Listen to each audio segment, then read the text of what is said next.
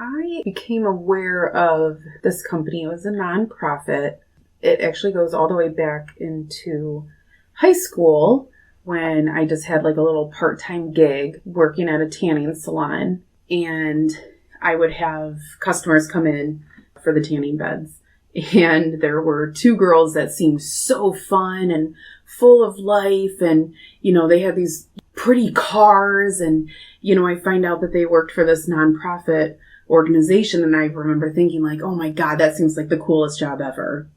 And I was like 16, 17 at the time. Like, wow, I want to be that girl.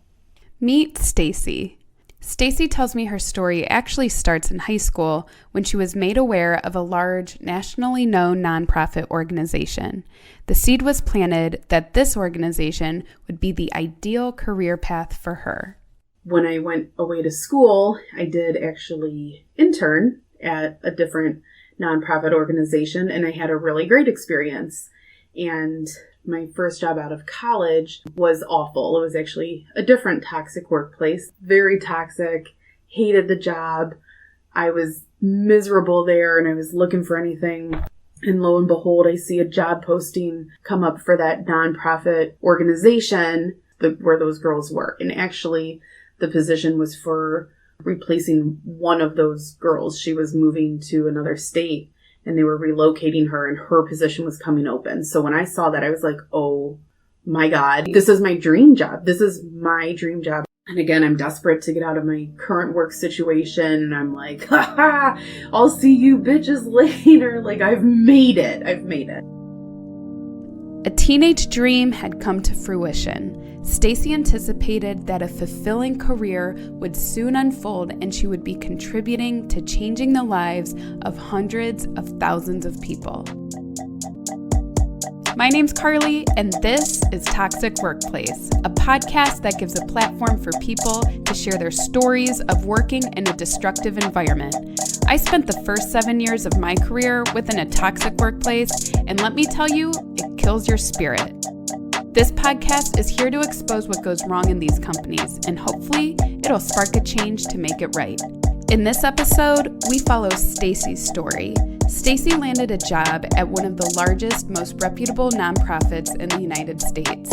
She envisioned an organization full of hope, opportunity, and prosperity, but would soon find herself in a cliquey environment with bullying bosses and a mean girl vibe.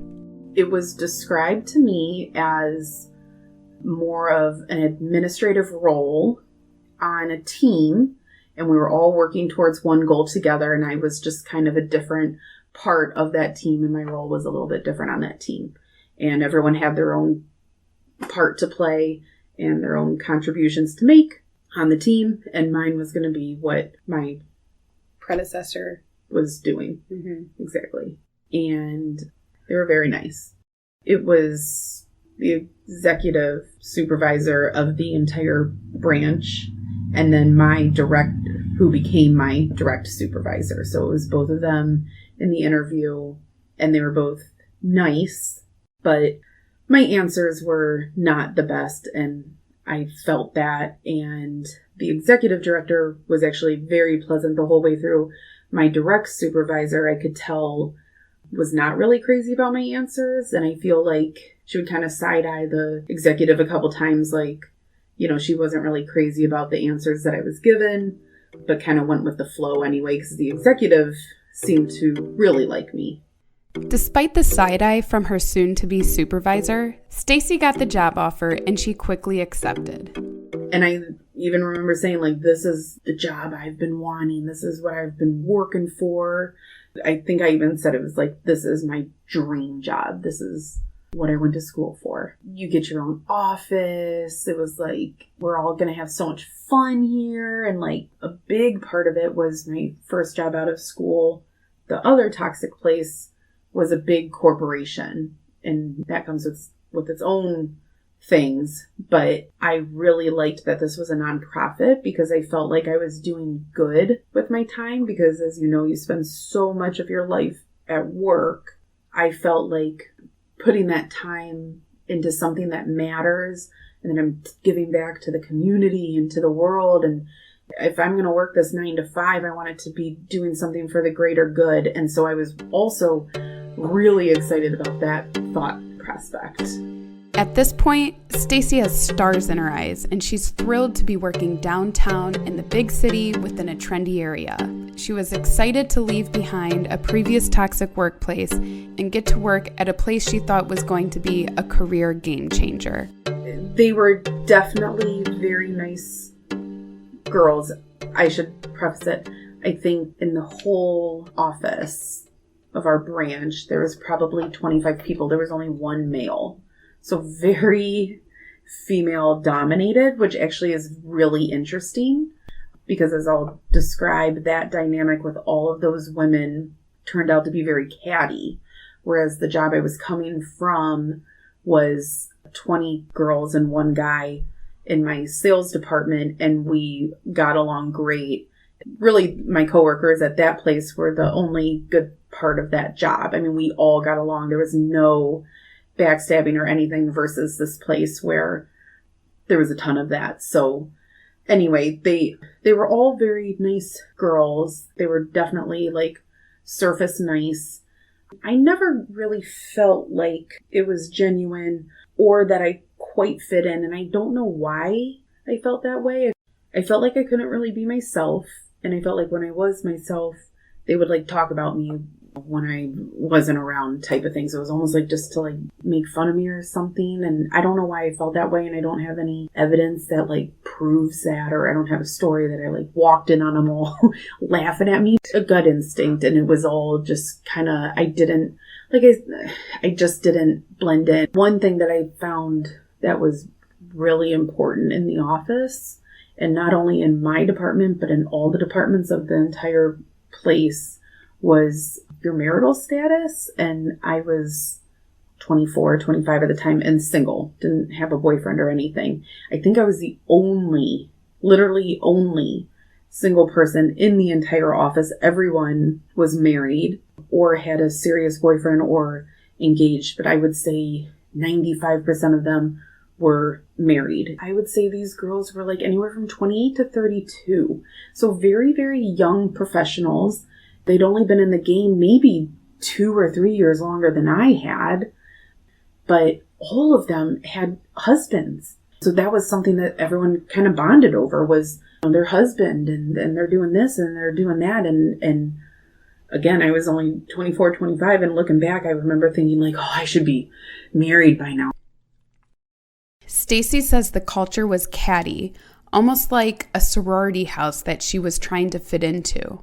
The office consisted almost entirely of young women, including her direct supervisor, who was only a few years older than her, who had the same degree and a similar background.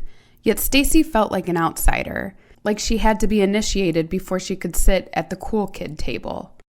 What brought these women together was the fact that they were all recently married. Stacy was happily single, having fun in her early 20s. Plans to settle down with a husband weren't her main priority. I feel like that was like maybe an insecurity of mine, that I didn't have anything serious and they all did, and that was all they talked about. So then it was kind of like, well, gosh, I need to find someone. But yeah, that was a very, very important dynamic for them, and something that they would constantly talk about. And you do feel left out when they talk about what their husband cooked the night before and by the way, I should mention, only a handful of them had kids. Most of them were just married, no kids yet. I also feel like when there's a clique and you're not a part of it, you're really eager to please. So you're real trying to fit in. And if that means acting like super cool and like, yeah, nothing bothers me to get in. Stacy explains that marital status was so important to her fellow female coworkers that it became a sort of qualification to be accepted into the inner circle, as though having a husband somehow made someone more valuable or desirable. Without a husband, Stacy couldn't get into the clique, which wasn't really her priority. She just felt singled out by the rest of the group. My next question to Stacy was about her boss and what kind of leadership style she had.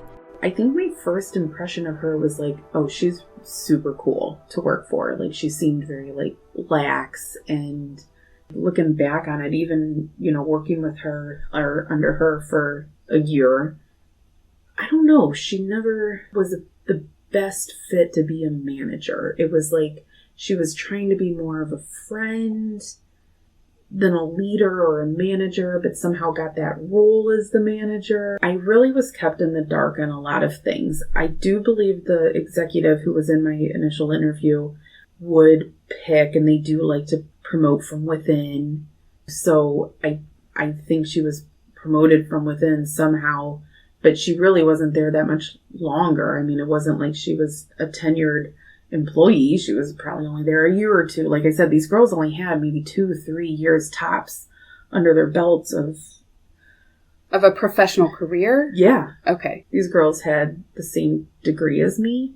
They just graduated college in 2005 and I graduated in 2007. They were hired into these higher roles than I was. Okay. So had that role been open when you were applying and you had the right connections there, sure, you could have easily I could have just been just fine. But again, it was never described as being a lower position, and I never saw it as a lower position. And when I saw what that girl who I knew was doing, it never came off that way. So I was doing a different role from everyone else. Like I was more of the administrative and behind the scenes type of stuff. And I feel like even that in itself was very alienating because those girls were out on the road, quote, fundraising, but I think they were probably getting together for lunch and stuff. And I'm stuck back at the office emailing all of their team captains for them and things like that. So I felt like just the sense of their work hours versus my work hours, or their work location versus my work location, or just the fact that I'm the only one on the team doing this different set of tasks alienated me from everyone else right away. And then it became more and more obvious that I was like just kind of this assistant. Some of the work they would have me do, I thought, was intern level, which even as an intern, I don't think this isn't New York City.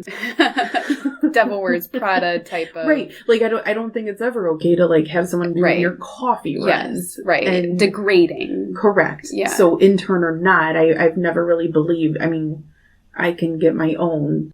So, what kinds of things would they have you do? I would have Subway runs, like the sandwich runs. It was like, my manager was in a meeting and she's like, we're really busy. Can you run and get us Subway so we can like keep meeting? And then they didn't even offer me a sub. So I had to like come back without a sub for myself. Like, okay. Like, while you're out, just grab yourself something. And grab yourself something. That right. would have been a nice thing to say. Right. But no, it was like, here's what we want. And they already had it written down. Like, they knew I couldn't say no. So it's like, but I felt like embarrassed to even like, they called me into the office and all the eyes are looking on me. Like the meeting room. Yes.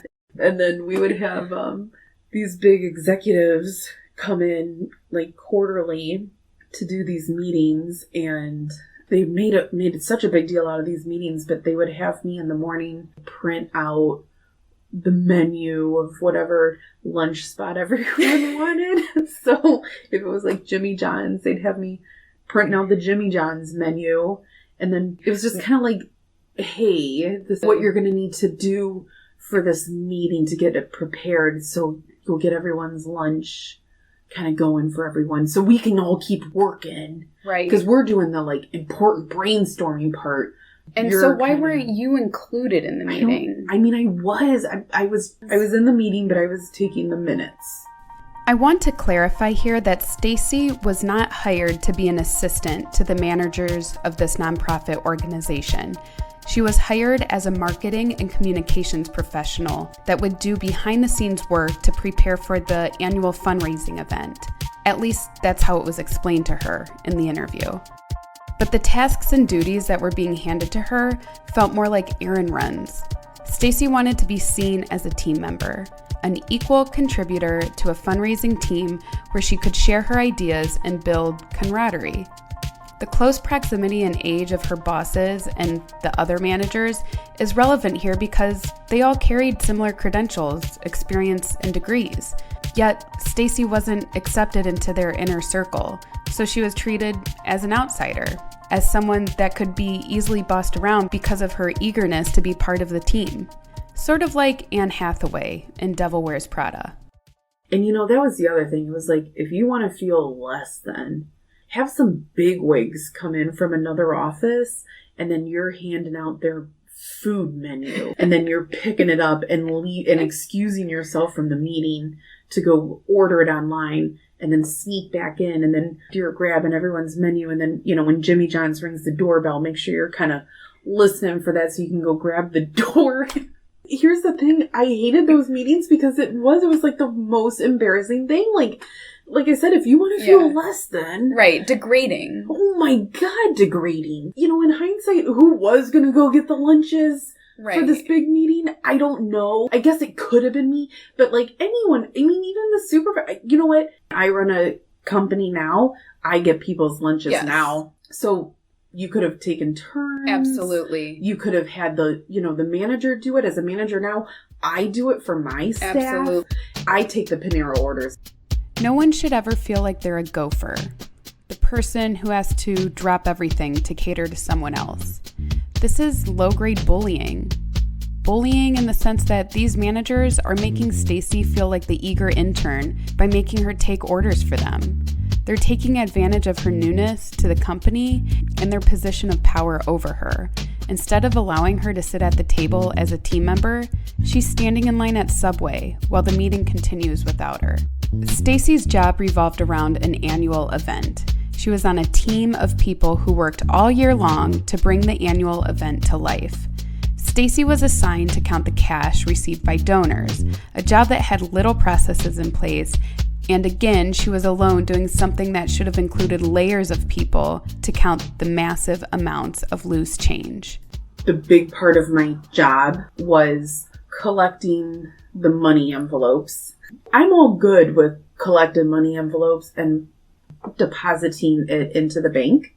We had one very large fundraising event that we worked on, and it was so large that you had a whole team that would work on it for 12 months and then have this fundraiser and then do it all again. I'm all good with getting the cash, getting the checks, taking it to the bank. And so they were looking for someone who was able to handle money and be trustworthy with it. And it's tons of cash. I'm talking tens of thousands of dollars in cash that were coming in, and you have to trust someone with it. I did know that I would be handling money. What I didn't know was that I would be handling bags of pennies and change. These girls would come back and literally drop off plastic grocery bags of change, loose change. All to you. To me. The team captains would turn in the money to our rep. That's what they're out running and getting. If they're saying there's $50 in this envelope, to me, the director should have confirmed that there's $50 in the envelope and then turned it into me. But instead, they're not confirming. I was in charge of confirming. I had to then confirm it with another girl who was not really on our team, so she would have to confirm. Well, we couldn't take anything to the bank unless our numbers matched. If our numbers didn't match, we had to sit there with thousands, tens of thousands of dollars and try and find the discrepancy. So I was sitting there literally rolling pennies and quarters and nickels into rolls. The money would trickle in a couple months before. You'd have a couple checks here, a couple checks there. The closer it gets, the more people fundraise and go, oh yeah, here's all our money. So then it starts coming in like droves. And my boss comes in one day and is like, I got you something special. And I'm like, what? It was like a change sorting machine, but like a kid's one. So like it wouldn't count them right because I would then I'd be like nervous. So I would like double check what the machine was saying and the machine would be wrong because it was a toy. Gosh, it was like a kid's toy. It was junk. It would get stuck and like, so that didn't help. And so anything that you didn't process that day or that you didn't deposit in the bank would have to go into the safe downstairs. Well, first of all, my boss isn't ever asking any questions on all of this money or how are you doing with it? Or, hey, did you ever get through that whole bag of change that I saw Brooklyn drop off? Because that looked like a lot of change. Did you get through all of that? I would have said, no, I didn't. Not only were we counting money, I had other things that I was getting ready. I mean, I had to get the newsletter out and I had to, whatever I was doing, this was just on top of it. And it was never once said, like, this all needs to be done by a certain date, or let me know if you can't get it all done.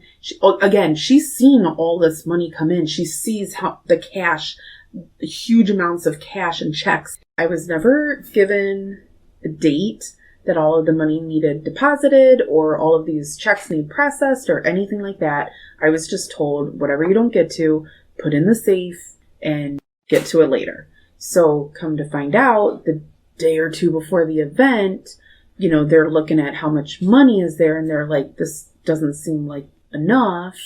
And then I'm like, oh, well, there's a ton of money in the safe that I haven't processed yet. And it was like, what?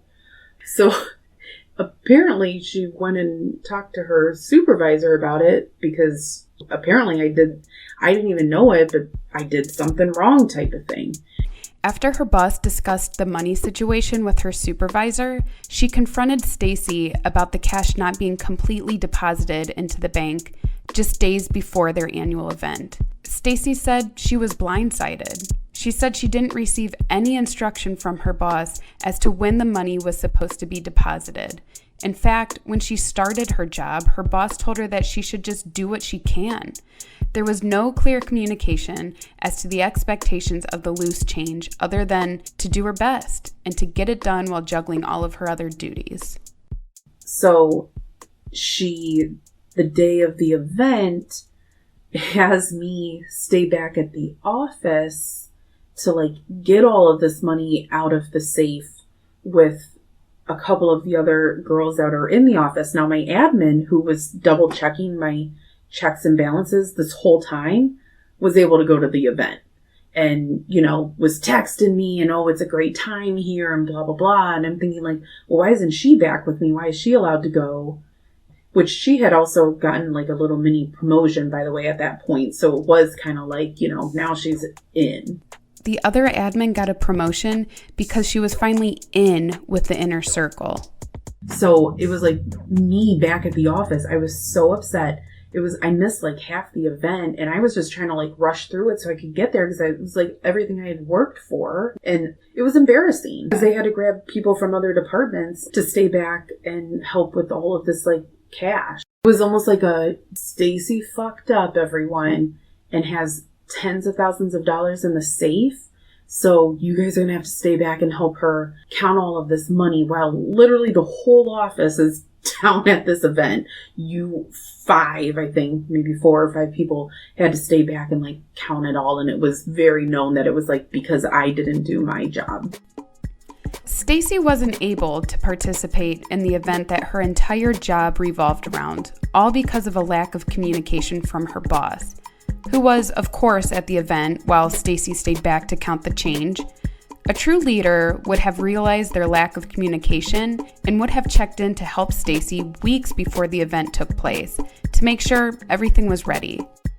Don't forget here that Stacy was new. She hadn't been there a full year, and this was her first big event.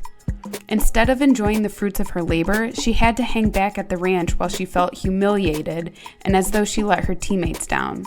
A good leader would have taken ownership of the lack of processes and communication and wouldn't have let Stacy take the humiliation on her shoulders.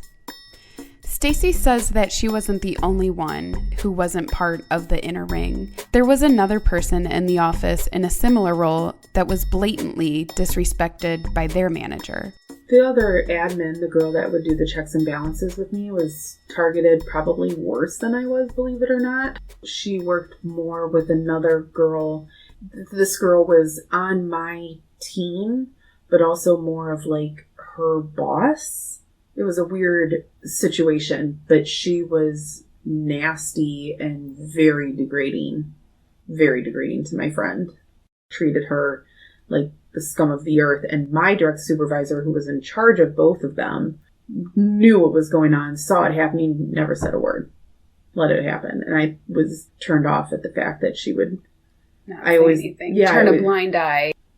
The one that sticks out in my mind the most was the director had spilled her own Starbucks on her desk and was literally screaming in the office. Everyone heard it, screaming Sarah's name, my friend. Sarah was the other admin? Yes. Mm-hmm.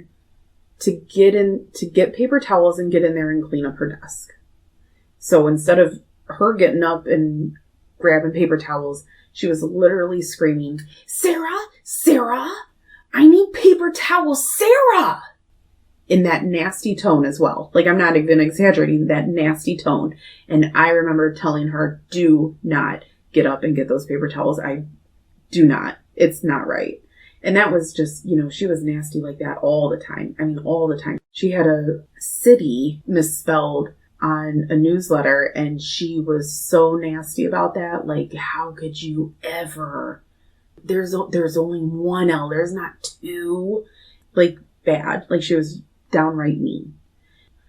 First of all, everyone heard her yelling her name, including my boss. Why she never had to sit down with her to say, you don't have that kind of power, and she really did use that abuse, and it really went to her head. And I don't know what it was that she and my boss had, some kind of friendship, or it was a clique, there's no question. Cliques enable bullying. The people within the clique are restrained by the fear of being rejected by the clique. So members turn a blind eye instead of standing up for things that they know are wrong. They allow bullying to happen, which poisons a company culture. I think that was the fear tactic of like, I'm not going to say anything because I want to fit in with these girls really bad, and I can tell that I don't fit in with them, which is weird because I normally do fit in with people. I got to find a way to like fit in with everyone. I would say it took about 6 months for me to realize that. Maybe 8 to 9 months in, I started asking if I could go into a different department. I felt like the other departments seemed a little more positive. I felt like I could grow a little bit more. I felt like I was really unhappy and stifled in the department that I was in. And I saw a lot of opportunities. Again, this is maybe the biggest or one of the probably top 3 largest nonprofits in the United States, literally. So I'm like, God, I mean, there's so many opportunities for me to grow my career at this place. If this isn't the right spot for me, then gosh, move me somewhere else and let's see if I can shine. And it was probably, like I said, 8 or 9 months in, and I did ask for a transfer, and they said no. They said I wasn't ready for it and I wasn't cut out for it, just that they would work with me a little bit more in that department. Stacy had to go through her boss to request a transfer because ultimately her boss made the final decision of whether Stacy could move departments.